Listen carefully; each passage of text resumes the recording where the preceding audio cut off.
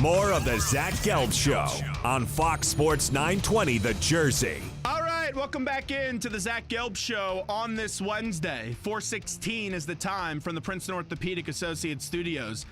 The tournament is back in Philadelphia, and the Villanova alumni are going to be having a team called Supernova, and they're going to be the 2 seed. You could see some of your all-time favorite Villanova players play, and that's going to be on July 8th at 7:45 is their first game in the tournament. Coaching them is going to be one of my favorite college basketball players growing up as a kid in New York. My dad went to Villanova, and I would always go to the Big East tournament. I would always also make the trip when Villanova would play Stony Brook on the island, and I fell in love with watching Mike Nardi play as a kid. So this is a thrill for me as we're going to bring on the former Villanova guard and now on Jay Wright's staff at Villanova, and that is Mike Nardi, who's kind enough to hop on board with us right now. Mike, we appreciate a few minutes. Thanks for the time, and how are you?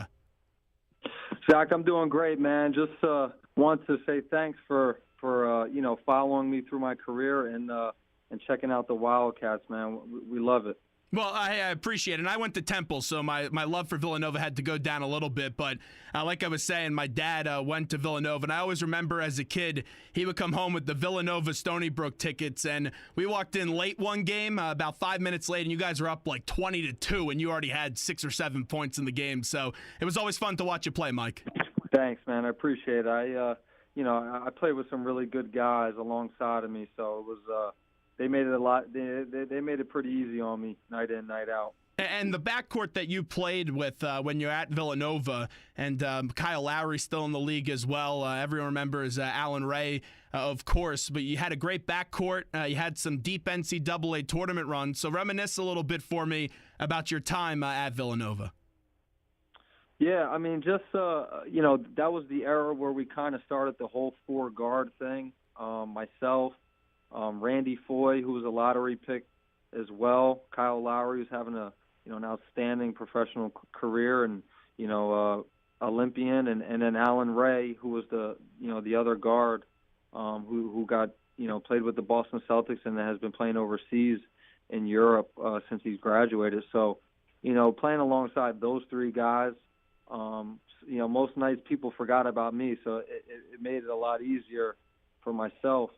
And then we started Will Sheridan, who was more of an undersized 5-man, but just a utilities guy, someone who did everything and set screens and rebounded and defended. And one guy that we really missed because we had to play 4 guards was Curtis Sumter. He was pretty much going to be an NBA first rounder before he tore his ACL. And that's really why we turned to the 4 guards. Yeah, 2 memories that really come to mind, and I know that they're not happy ones for you, was that awful travel call versus UNC, and then I'll never forget, just being such a big fan of the Big East tournament and skipping school and going to Madison Square Garden, that Allen Ray eye injury. Just how about those 2 unfortunate memories for the program? Yeah, well, the Carolina game, man, we competed. We played a great game, and it just so happened where it came down to the wire, and we felt like Allen didn't travel, but the ref made a call, and at that point in time in the game, obviously people want to just pay close attention to that one call, but there were so many other plays during the game that could have gone our way and were in our hands, but. You just can't react in a negative way. It's a part of the game, and I think that made us stronger for the following year when we went to the Elite Eight against Florida. And then obviously Allen Ray getting poked in the eye in the Big East tournament, losing a guy like that, was a big blow to us, and ultimately lost in the semifinals. We're talking to Mike Nardi right now on the Zach Gelb Show, the former Villanova guard, now with Jay Wright at Villanova, back at Villanova as the director of basketball operations, and he's going to be coaching the Supernova team. They're the 2 seed in the tournament, and it's going to be coming back to Philadelphia July 8th at 7:45 p.m. So tell me a little bit about the squad that you and some of the alum have put together and some of the names that some people could see play this upcoming weekend. Yeah, I mean, it's great for our guys to come back together and just keep that connection. It's a great tournament, and this will be my first year participating in it. some of the notable guys, I mean, really every guy on our roster, any Nova fan would know. Scotty Reynolds, Corey Fisher, Reggie Redding, Antonio Pena, Taj Bell, who is playing with Summer League, so he may not be with us the first weekend. Shane Clark, Javon Pinkston, Isaiah Armwood, Darrell Reynolds from this year's team. Alongside of me will be Curtis Sumter. He'll be helping me coach the team. So, we just have a bunch of former guys that, love getting together, love playing, and obviously have a chance at winning $2 million. Well, why aren't you playing, Mike? They could probably use your help.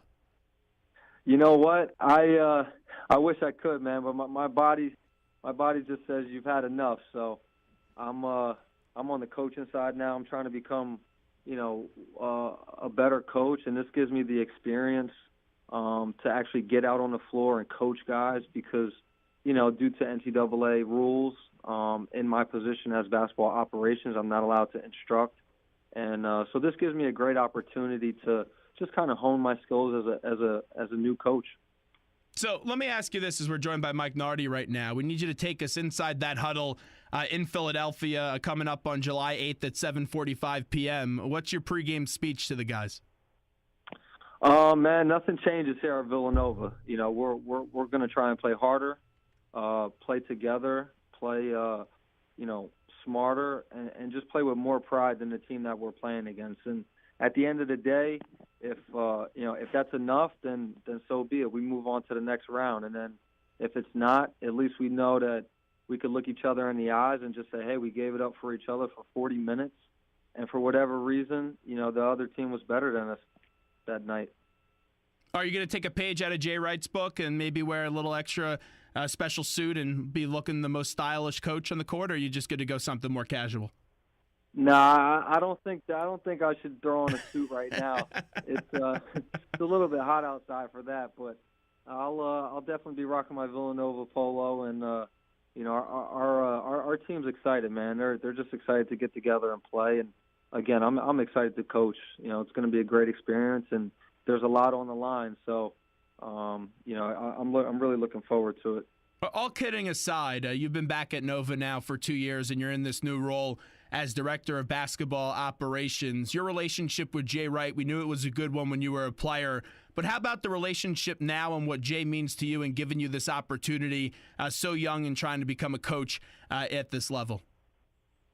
Yeah, I mean, one thing that we always talk about here is, when I was a player and former guys coming back and always just keeping that Villanova network and that connection was, once a Wildcat, always a Wildcat. And, my playing days overseas in Italy, Coach and I always kept in contact, always talked about what I wanted to do life after basketball. And he knew deep down inside that I wanted to be a coach.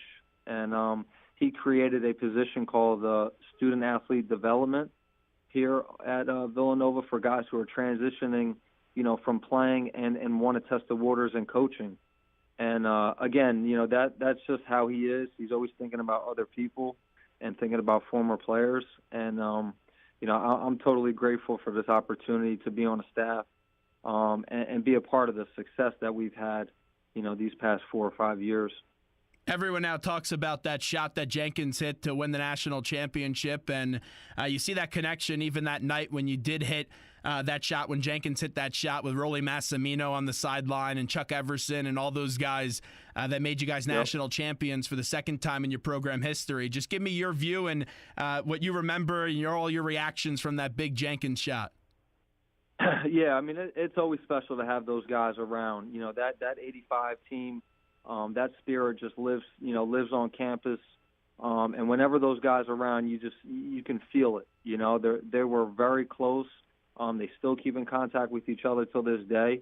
And Coach Massimino, he's always around the program when he's back in the area. We love when he's around. Obviously a legend here at Villanova.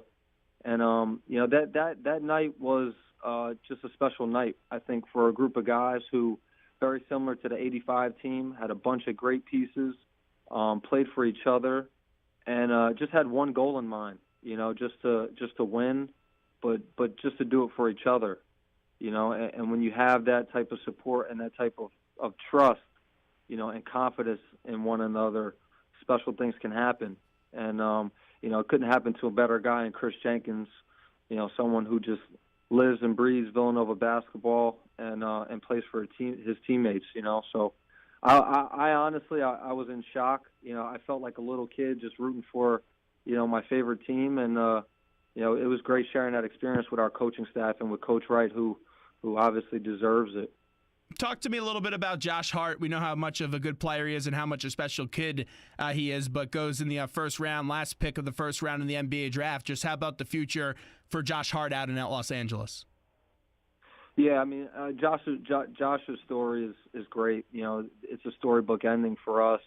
Obviously, having come into Villanova, not expecting to be an NBA player, but having the opportunity after his junior year to test the waters and be, just in the talks of those guys getting drafted in the first round, but choosing to come back, get his degree, finish with his classmates that he started with, and just the love for Villanova to want to, come back and finish what he started.